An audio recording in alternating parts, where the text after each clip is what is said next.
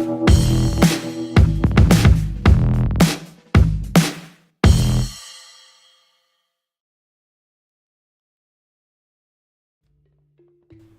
so we've seen over the years companies, AAA studios, rise and fall. We've had our golden ages back in the Nintendo days. EA, Konami, Capcom, and we've seen companies fall. Konami being the big one. Today, EA has... Bungie. The company that Activision. made Kingdom Amulet. I missed that game. Yeah. I did like that game. But, that was a fun game. You have giants so well reputable, even, that are starting to fall. Blizzard, Bethesda.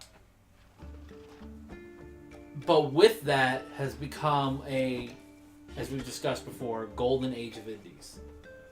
Yep. Today's discussion is going to be how to maintain that. And with that, I'm Card Dreamer. I'm Ash. I'm Ready Player 5. And he's not ready. Not for You're this right. one. Every time it's a discussion, I am not Ready Player 5. This is awesome. We literally just drag him along Every unsuspecting. time. I always think I'm showing up for video games, and it's not video games. Yeah, you heard it here, folks. People, we kidnap you. That's true. So, this discussion was kind of brought on by something Nintendo recently came out and said. Now, Nintendo is not specifically the culprit here of anything. They're just the one that gave the topic. Right. This time they're not the culprit. It's true. So, Nintendo made the comment they want to put out 30 indie games a month. Or a week or something. There was some 30 within like a lot. Yeah, a lot. A high volume of games in a short amount of time. All indies. And which is fine. Where no one here is against indie titles. It's just that is a lot, and I know in that same video and article that companies were talking about how that their games are sometimes not doing as good because Nintendo doesn't either promote them or can't get them promoted.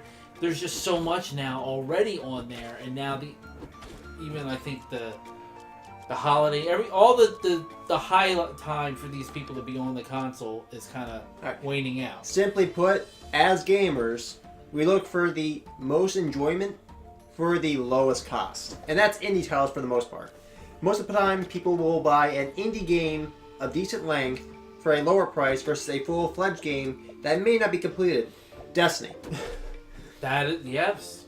And that's kind of the whole direction things are going right now because so many indie titles are just so great, and for such a good price, a lot of people can't help but hop on board with that. For a great example, Hollow Knight, Sundered, just two examples. Right.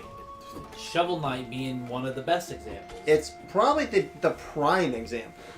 That's probably one of the biggest, I guess, plaques of honor was Shovel Knight for the indie era, because it brought back a whole generation of game design, graphics, art style, and gameplay that people just love from the 90s and 80s.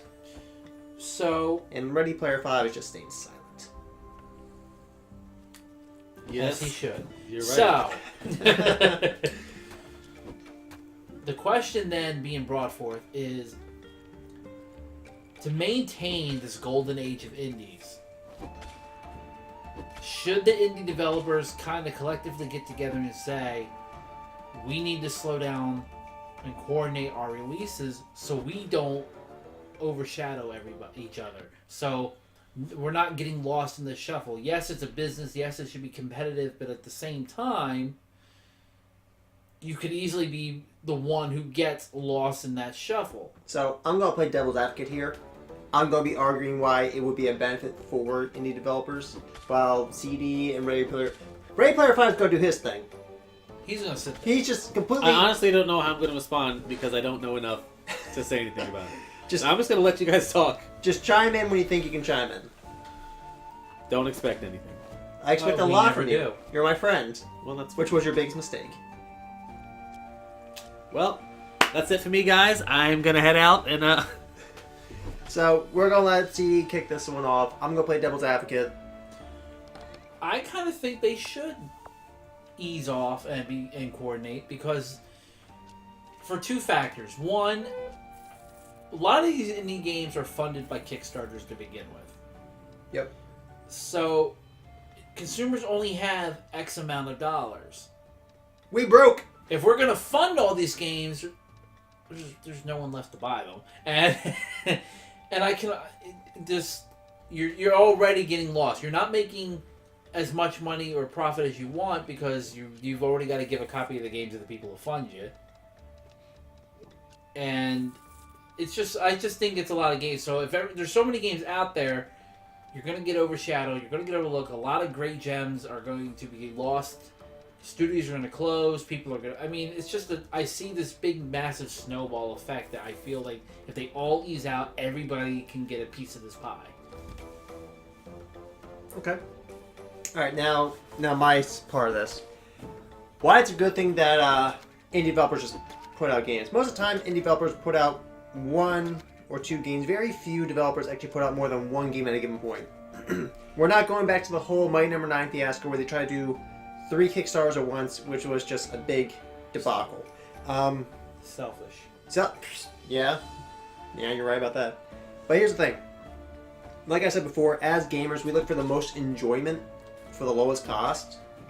And oftentimes, I'll be more excited for an indie game versus a AAA title, personally.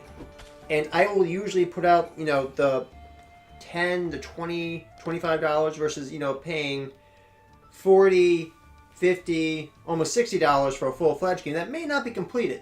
But I know with the indie title, the game is there. There's very few times where they don't have extra stuff they have to add in last second. Most of the time it's extra DLC, and that's great.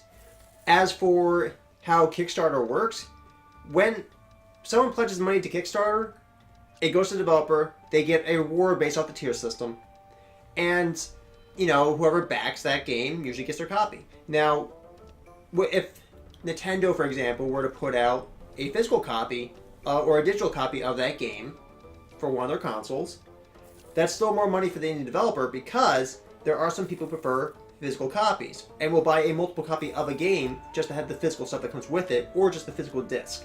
I am one of those people. I love having the physical copy of a game. And oftentimes it just ensures more money for the developer themselves. True. Now, as terms of overshadowing by a AAA title, such as Anthem, is a great game that's coming out soon. That looks phenomenal. I am super excited for Anthem. Yes. That's a AAA title I want so bad. It is one I will buy. Not necessarily at release. We'll see what happens, because money is tight. But when it comes to being overshadowed, it all depends on priorities from the gamer. Will a gamer go for, say, Hollow Knight Void Heart Edition, which is, what, like $20-$30? I think it was $20. $20, and you get a huge game from that, plus all the DLC. Versus, say, Anthem, which is going to require regular updates and stuff over the course of X amount of years it's going to be active, for about $60. Or more so, depending on which kind of edition you get. 80 if you wanted the Legionnaire edition. There you go. So, in terms of me trying to find enjoyment, I'm probably going to go for Hollow Knight Void Heart Edition versus, say, Anthem base copy. Because I'm getting for a third of the price, I'm getting all the DLC, and an expansive story and world I get to play in. That's my side of the argument so far. Now, listening to this, what do you think from both sides of the argument, Ready Player 5? Why did you have to ask? Because I had to drag you into somehow. I'm a good friend, you guys can tell. I feel like I don't know enough about Nintendo's. It says, Nintendo was just thing, one who initiated the topic. It's not like they're at fault. They're just saying. No. I'm not blaming them. I'm just like, how how are they releasing the game? Like, well, they're it's just going to be a variety getting the of rights sources, from a studio, and then no, same way Xbox or PlayStation puts out a game. The publishers just will publish on their system. They will make a version for that console. And they'll usually okay. And you said that that Nintendo's they're just not saying particularly... they want their goal to be able to they want publishers to rush to them. They want a goal of being able to release on their console. They want to be able to say we have 30 indie games in this time period all the time, 30 a month. We have a selection. Publishers come to us and publish. Okay, and you were saying that Nintendo isn't particularly great at advertising the games that they already. It's not have that they're not great. It's just that the time period where they were promoting certain things, whatever event was going on, has ended, and you can only promote so many games at a time. Right. Because there's so many now versus how it was back in the 90s. Are they? I mean, if it was 30 a month, which I could have sworn it was 30 a week, but if it's 30 a month. That means you've got to run a new ad every day. I mean, honestly, it seemed like a lot at first glance, but that's only because I don't do that much research to find games that I like. I usually end up asking other people that have played games and end up getting games later. Us. But it's usually also AAA titles. Right. I'm not deep into the indie pool, so I guess that mindset is different. Because even if I get indie games, it'll probably be around $60 worth anyway. Because I would imagine most indie games don't take as long to complete as AAA titles. I'm sure some do. No, you're right. So a lot of them don't. But I'm looking at it this way. If they're doing, let's say, even if it is 30 a month. Okay, sorry. This just in. It's 20 to 30 a week. All right, that's ridiculous. A week. I was going to say that's even if it was a month, that's 356 games a year, and that's just indie titles, not including your AAA's, first parties, third parties. So let's yeah, but you can't expect someone to like every single game that a company puts out. That's also true. But let's put it this way: there's 12 months a year. That's roughly around 80 games a month. Bare minimum. We're just using the 20 as the low marker. That is almost 1,000 games. That's 960 games a year, just indie titles. That is. Yeah, this is why I'm saying they should slow down, because versus say. But I'm assuming what they're saying like that, I'm assuming that's an end game thing. Years from now, they plan to have that type of release schedule, not immediately. That's really hard to say because that's I can't. So I can't tell. If you go up to the 30 a week, you're looking at 1,440 games a year. It's a lot of games, and that's. But indie games play through faster. Someone could feasibly play 4 indie games in a day. It's all dependent on the game, because I know personally I love, as you all know, I love Metroidvania style games. You guys see me do a ton of Let's Plays for those style games all the time. I will do I'll play numerous playthroughs of this game. Momentor is a great example. I beat that game 7 times. I'll find more ways to play one game over and over again if I enjoy it that much, especially if it's that style game. Now, indie titles alone, they're not all gonna be the same. Some have, shooter-based stuff. Most of them are retro style. Some aren't. It's really going to be dependent on what they advertise, what kind of games are available for the gamers, and who wants what. I think when you get to indie titles, indie gamers are willing to do the research. Yeah. So even if you release 30 games a day, I feel like people who play indie games are willing to look through all the games and even just the promo videos or something and see what they actually like and are willing to contribute to it. That, sir, is actually a double-edged sword, because it has been my experience, both personal and from talking to others like Dace over at Stonebeak and A Link to the Dan at Indie Drop and others that I've talked to, that we need to end on this discussion. Yes, they'll research, but not for the reason you're saying. They research what new indies are coming out. I'm excited for this.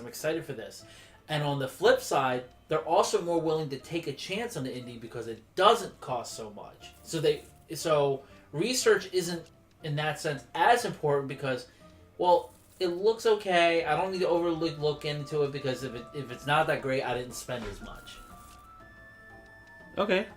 A great example of a game that I recently played was called Swords of Ditto.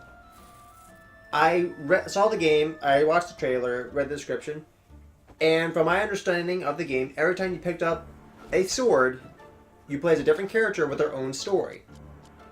Well, in my review, that'll come out later, it's not the case.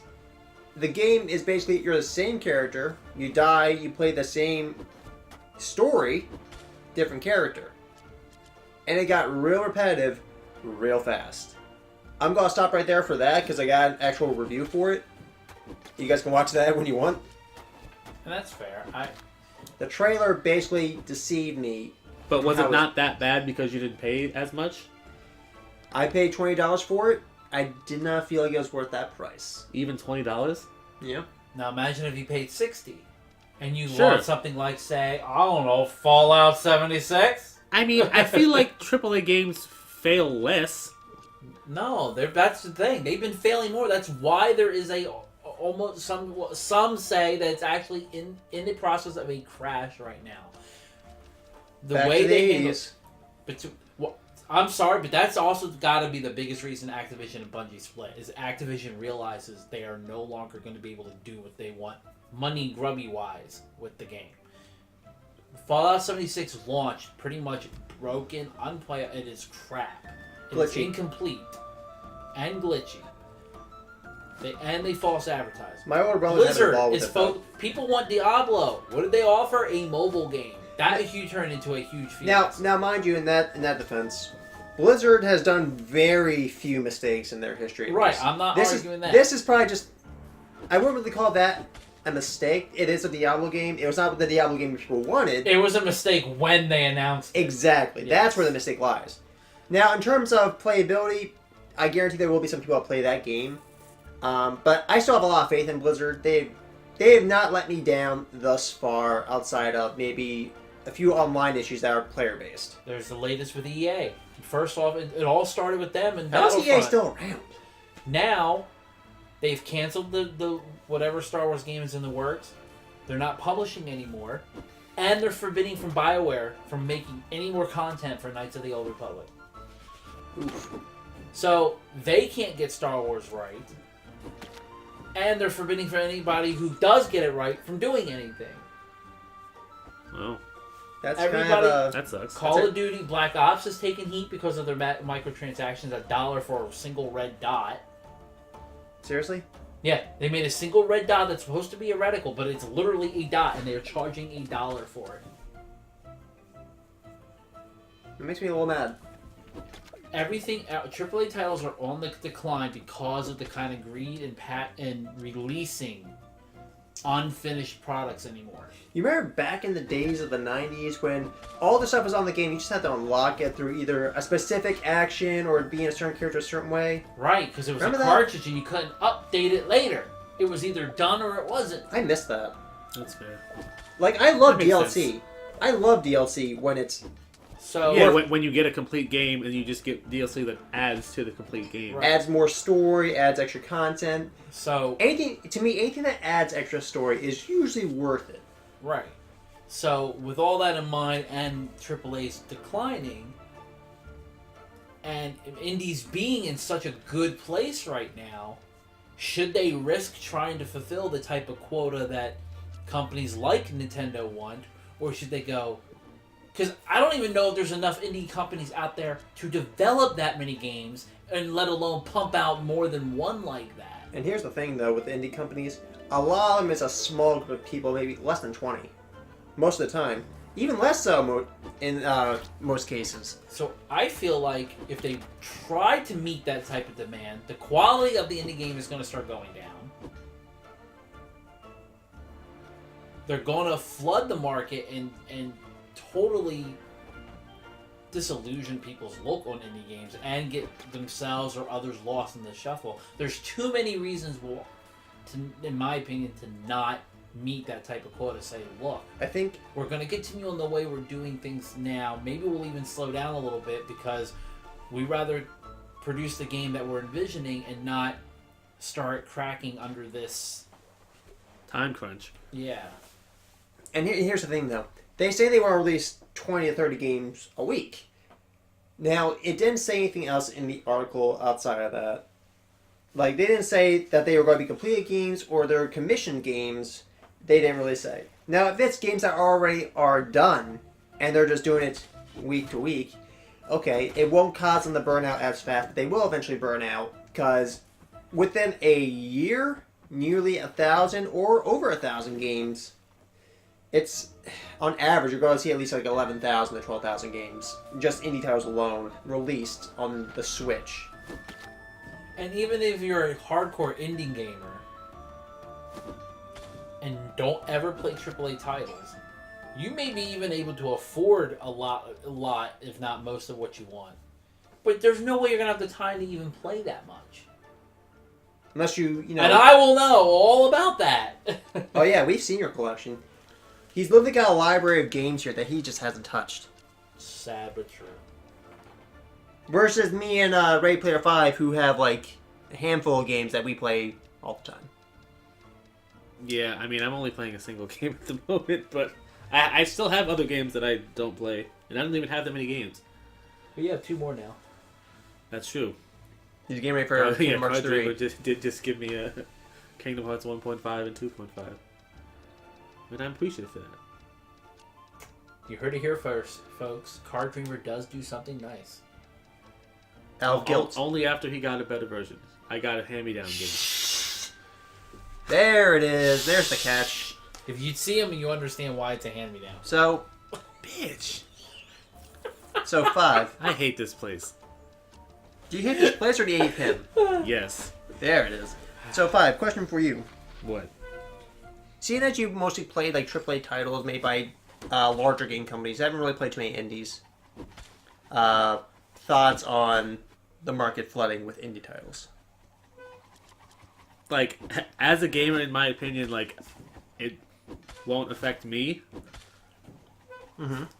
But, as someone that, like, trying to put myself in the mind of an indie gamer, it still seems like a heavy load to bear for someone who is interested in even a lot of indie games. Like, Yeah. Because if you're a hardcore indie gamer, clearly you like that, type of game. But I understand that there are even types of games that can only be put out on indie that wouldn't make sense to try to make into a AAA title. A lot of indie So titles. there's like indie games cast a super wide net as far as interest is concerned. A lot of them are released on Steam first because most of them are made for computers. Right. One game that you're currently playing right now is Warframe, which is from an indie developer. Yeah. Is a third-party I game ended up reading up on that and finding became out a some free-to-play game, and it blew up. Yeah, it's super huge now. Yeah. Well, don't think of it from a gamer point of view. What makes sense to you, business-wise? That's how I'm looking at it, just even business-wise. Money. But They just have a giant library of games. But I mean, as a whole, do you feel as a from a Alright. business point of view, does it make sense for companies to do that? So the way CD's looking at it is from a business point of view. I'm looking from a gamer point of view. What we should really be thinking about is in terms of the market, of how's it going to affect other games' sales, along with its own sales. Personally, I think it's just going to cause another game crash situation. I could see that because Because let's say people rally and try to support it, you're really going to hurt what's left of the AAA market. You could potentially really just kill out what few good is out there still for AAA. I get the feeling this might be a situation in which longer-standing AAA companies will just either shrink or die out, and there'll be a new rise of larger companies to replace them. I see that happening. I could see that happening. Maybe, perhaps this could be Nintendo's comeback from being the king of consoles. Possibly. Yeah. I don't see Sony or Microsoft disappearing anytime soon, but the companies that make games for them, I can see them disappearing. Like, to be fair, Sony absolutely killed it with their Amazing Spider-Man video game. Just so good. And the DLC is great. I still need to get that game so I can play it. You should. Me You too. too. As much You as I got love it? Spider-Man. I have it. You suck. I'm Yeah. awesome. I agree, Carter. Why have we not seen Asch a Let's does Play suck. of this? Lies unless we see pictures. Boo, Ash! Boo! I feel so loved. You shouldn't. I do. We'll stop it. Let's be fair, you're my biggest fan. Shut up. Aw. Shut up. No- Shut up. Nobody's not denying it. I can't. I'd be lying. That's But- okay, we do it all But 5 with years. that being said, I think that's a great point to stop, actually. I want to hear everyone in the comments below what they think would be the potential turnout of this if it were to go through. Do you see AAA games just being kind of weeded out because of the huge influx deposit of indie titles being distributed by Nintendo week to week? Or do you see them just being, it's flooding the Nintendo market only, and not so much affecting, like, say, Microsoft or Sony? Look, they gotta get a backlog. They gotta start somewhere. We've seen what happens when you have a backlog. You become CD and not in too many games. I have way too many games. I believe that. I can see them. Like literally, there's several stacks behind us. But regardless, you gotta start somewhere. I mean, they could start high volume and shrink it after a while. Like, this is just one thing that we're reading about it. Now I can see it being a thing where they do it for like 1 year, Yeah. see what happens, and then adjust from that point on. That could be a good thing. But beyond that, if it's just year to year, I don't know. Yeah, it's just... Yeah, I mean, that level of production is ridiculous to do it for any elongated period of Oh, time. yeah. But I definitely feel like they're gonna slow down at some point. It's just a matter of when. I figure it'd be after like the first 2 or 3 months. I don't know. But- We'll see, I guess. But like I said, in the comments below, I want to see everyone's opinions on what could potentially happen from here on out. With that being said, I'm Ash. I'm Card Dreamer, I'm Ready Player 5. and he's lost. A little bit. Just a tad. It was bad before, and now it's not as bad. Still bad though. Yeah, oh yeah. Definitely, it's still bad. And we'll catch you in the next one. See ya. We love you.